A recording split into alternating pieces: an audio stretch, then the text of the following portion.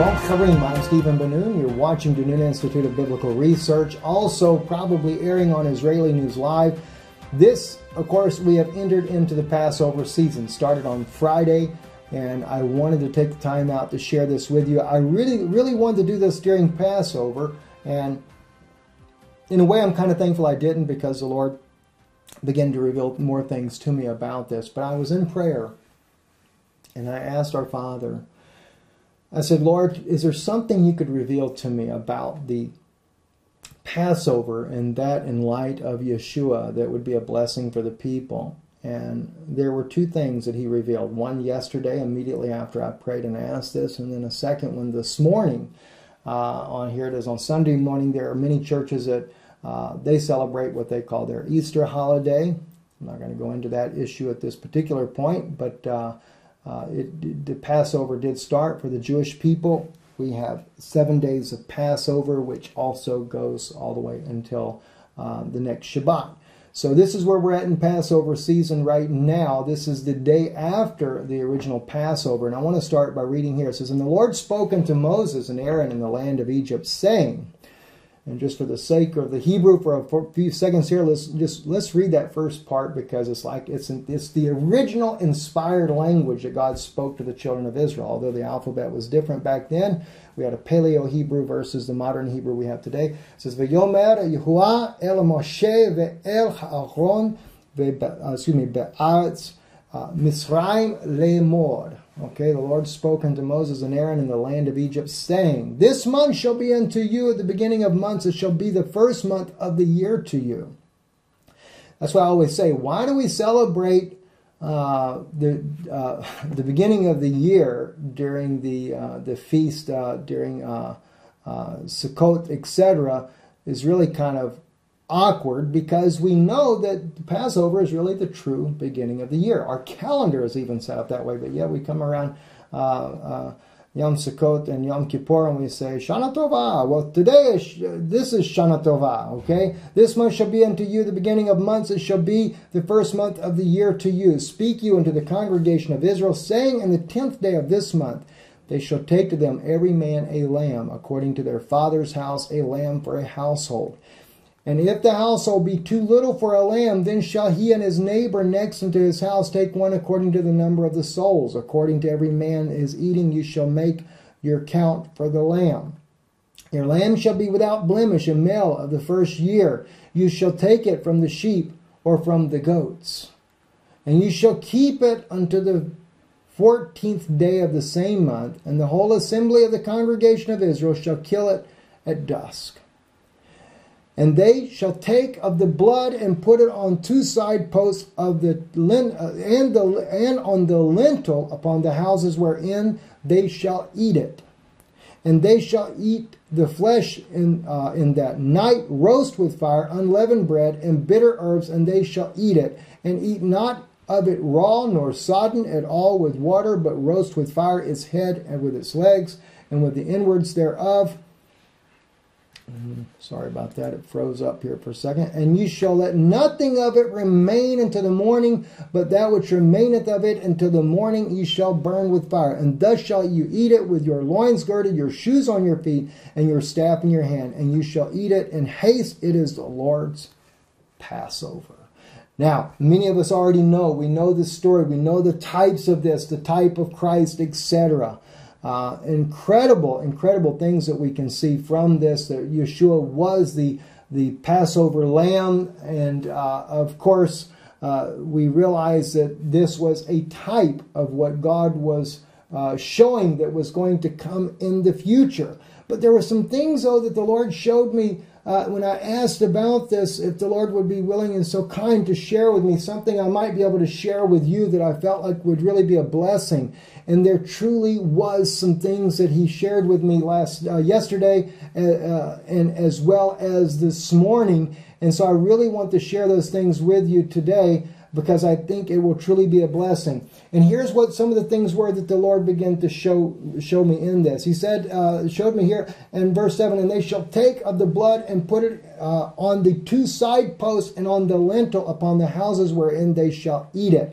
Now, that's going to be the first one. First, though, I want to jump over to John, and this is where the crucifixion takes place here, and I want to just read a little bit of this, starting with verse 17. And he, bearing his cross, went forth into the place called the place of a skull, which is called in the Hebrew tongue Golgotha, where they crucified him, and two others with him on either side, one and Jesus in the midst. And Pilate wrote a title and put it on the cross, and the writing was, Jesus of Nazareth, the King of the Jews.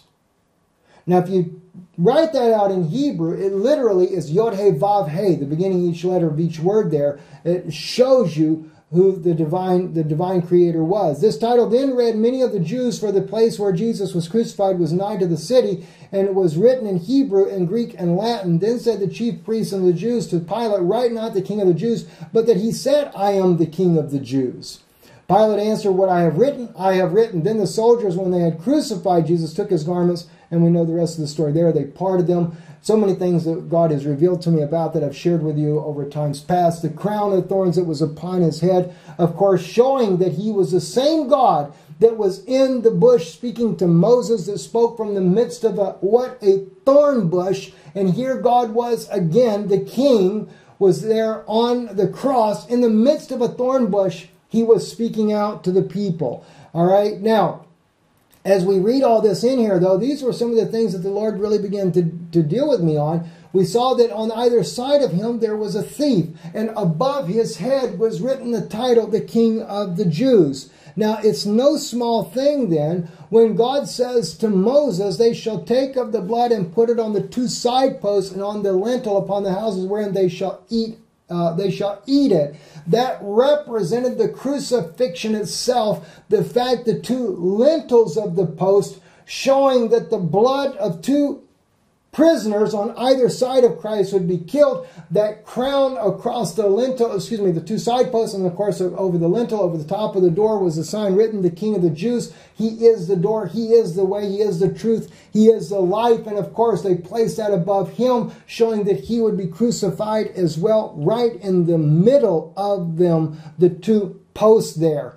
And of course there you have it right there, what that representation is there. And they shall eat of the flesh, and they at that night roast with fire, and unleavened bread with bitter herbs they shall eat of it. Eat not it of it raw, nor sodden it all with water, but roast with fire. It is the head with the legs and with the inwards thereof. And you shall let nothing of it remain until the morning. Now that's another interesting parallel to the Christ himself when he was killed. All right. Now we have to keep in mind he died.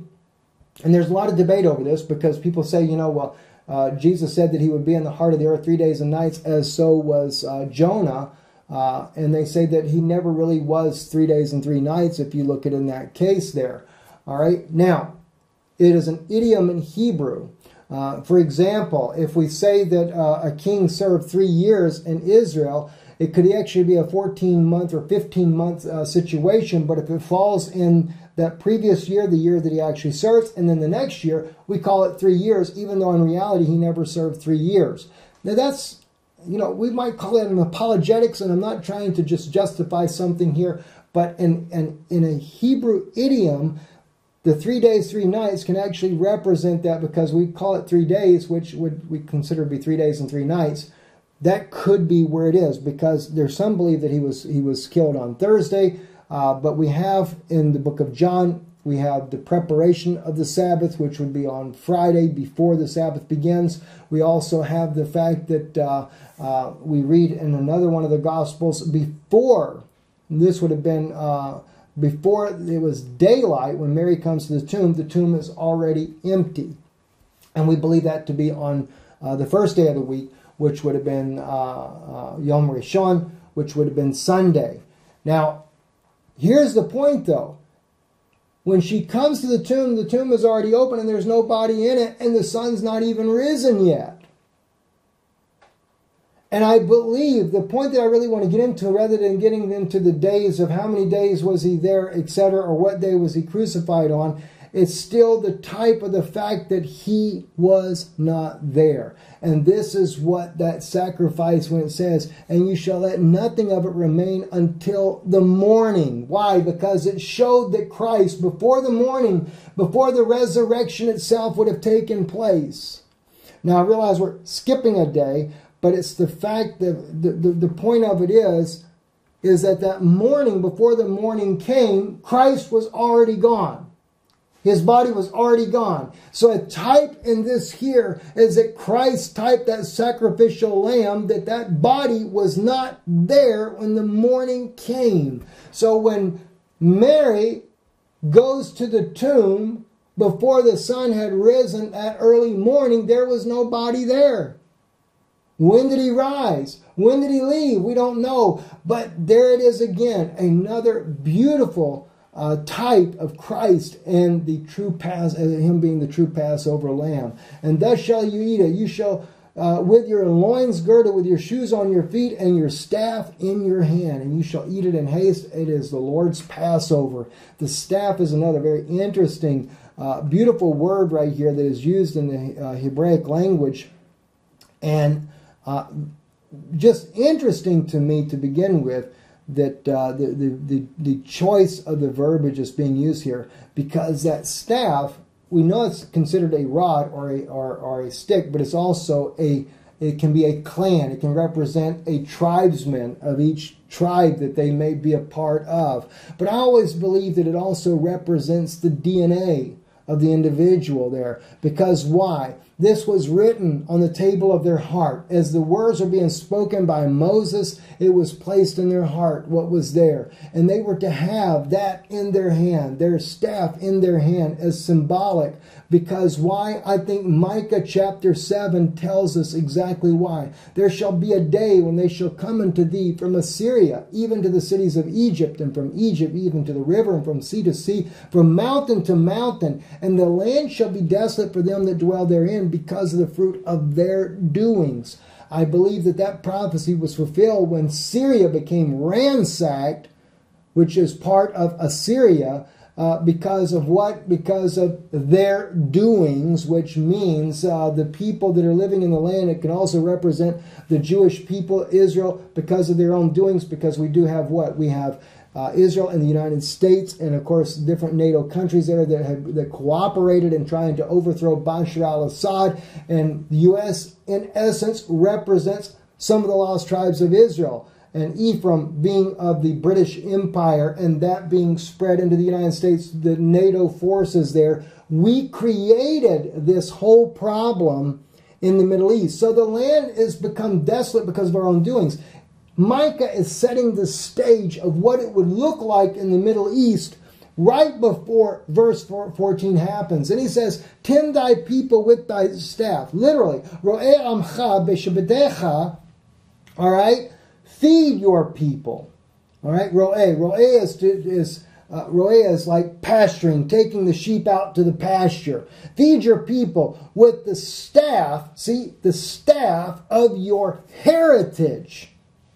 All right, what is this? This reminds me of Moses, is what it reminds me of. And what he says over in Exodus 12, that they were to have their staff in their hand. Now, it's a different word. Shebet is the word used here, still carries the same meaning. It is a rod, but it is literally, he's saying to take his staff, and then he goes on, Tzion nachalatecha, which is the rod of his heritage, of his ancestry. All right, that dwell in solitary as a forest in the midst of the fruitful field. Let them feed in Bashan and Gilead as in the days of old. All right, Gilead is very important because, as I brought out to you guys before, this is when Jacob and Laban made the covenant together, that they would not pass over that heap to do harm to the other. And also Laban prophesies and says to Jacob, do not take any other daughters other than my daughters to be your wife. Ahab broke that covenant when he married Jezebel and brought a Zidonian, who was part of the Nephilim, into their country. Which, by the way, speaking of the Zidonians and part of the Raphaim race there, when it comes to Israel, when it comes to us defeating the enemies of Israel, when people say, because somebody made a comment just recently, and they were saying that, Steve, you don't support Israel's right. God gave them the land. He told them to go there and drive the occupants out.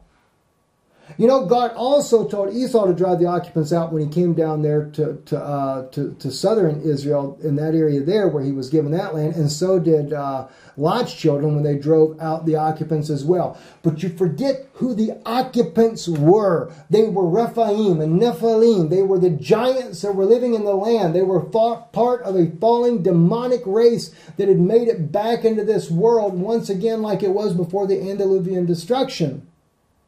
This is who David fought against. This is who Saul fought against. This is who the children of Lot fought against, the Zemzamims. Okay? David fighting against the Rephaim, the giants.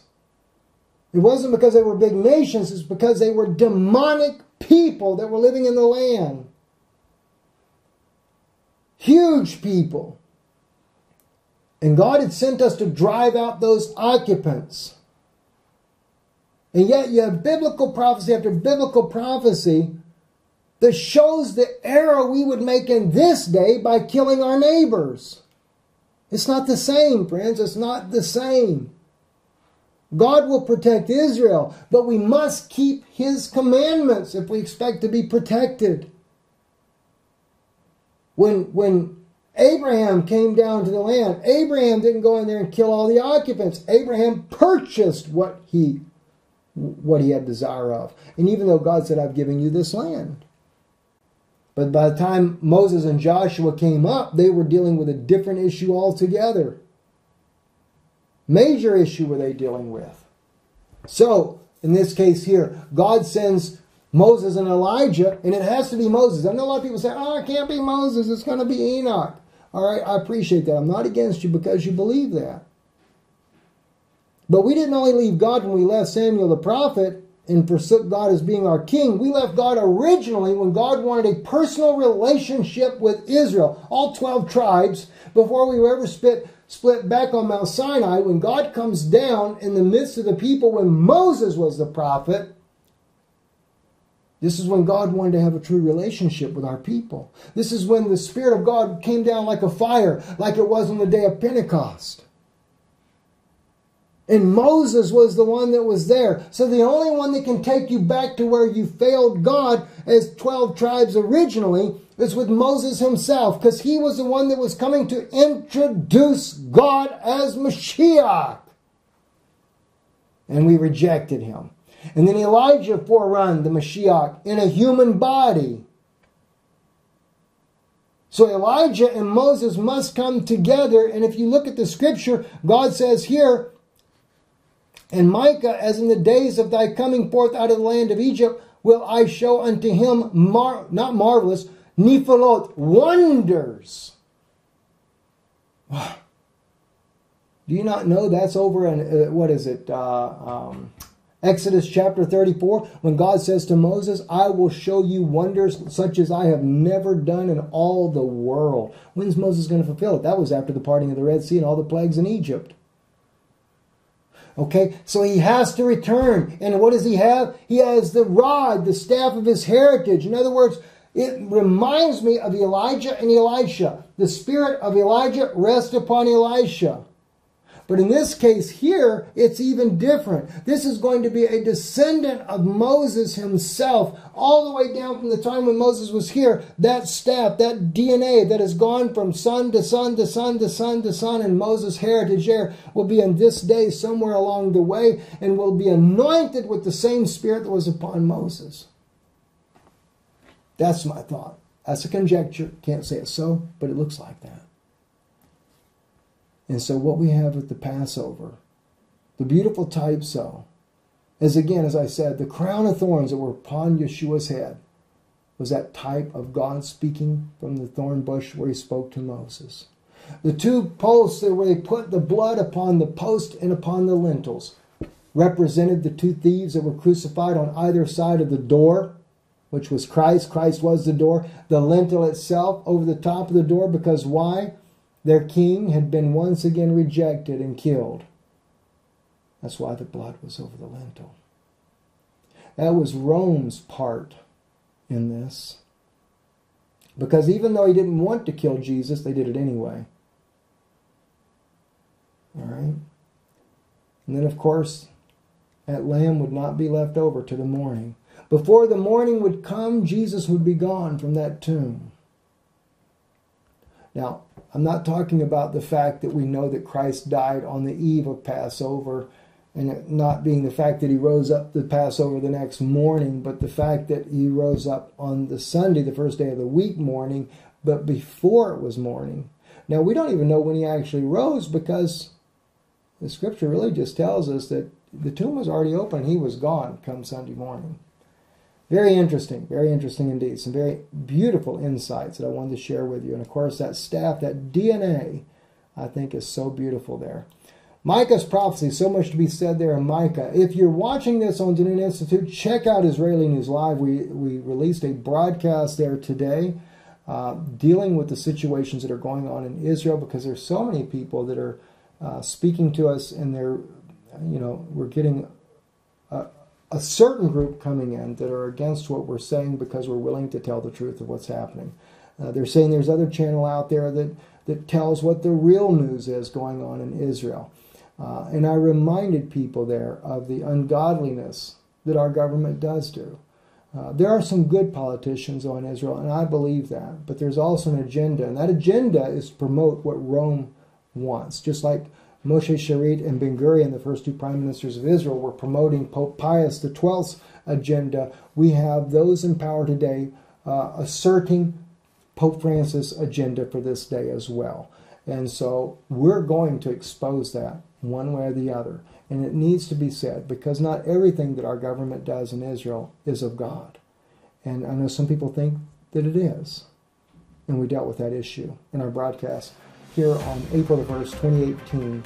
Check out that broadcast on Israeli News Live. Stand with us, support this ministry. We do need your help, and we appreciate it.